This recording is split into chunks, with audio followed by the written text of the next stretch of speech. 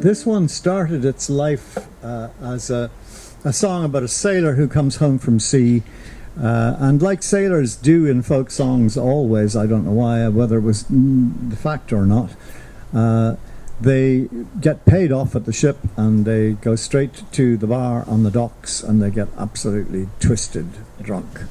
And this guy, when he's barely able to see or stand, decides that he'd like to have some female company for the night.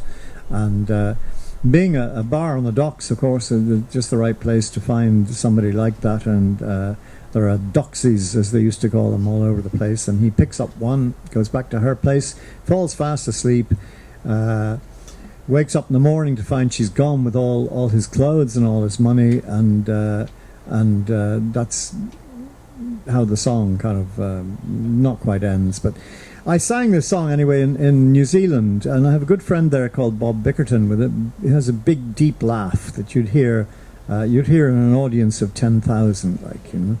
And I sang the song, and I listened for his laughter, and it was not apparent. And afterwards, I said, Bob, I said, you didn't think that song was very funny, did you? And he said, well, he says, no, Andy. He says, you know, that kind of thing happens in New Zealand all the time. And that's not funny. That's just... So he wrote this song about gold miners in New Zealand. And it's the same song, but with a kind of a much more humorous twist, I have to say. And it's called The Close Shave.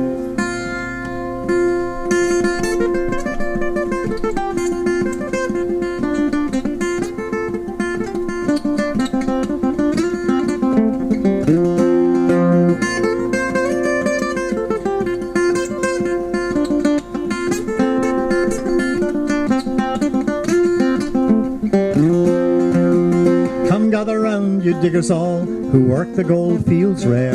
It's of a trick was played on me, and it's caused me to despair.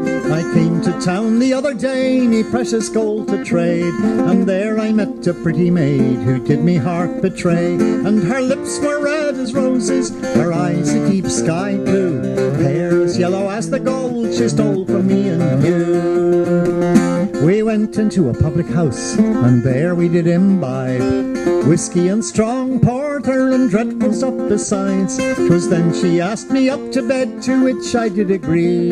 But truth to tell, I fell asleep before she'd earned her fee. And her lips were red as roses, her eyes a deep sky blue, hair as yellow as the gold she stole from me and you.